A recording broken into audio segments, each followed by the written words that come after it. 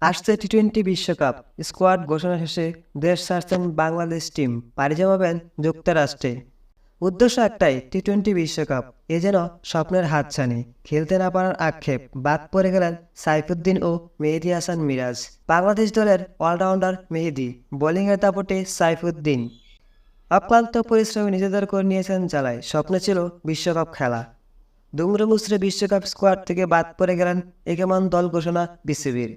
আবারও করা সমালোচনায় বিসিবির বিশ্বকাপ স্কোয়াড ঘোষণায় সাইফুদ্দিন দলে না থাকায় তেমন কোনো ক্ষতির সম্ভাবনা নেই বললেন বিসিবি। বিশ্বকাপ স্কোয়াডে নাম না থাকায় সাইফুদ্দিন লাইভে এসে করলেন দুঃখ প্রকাশ।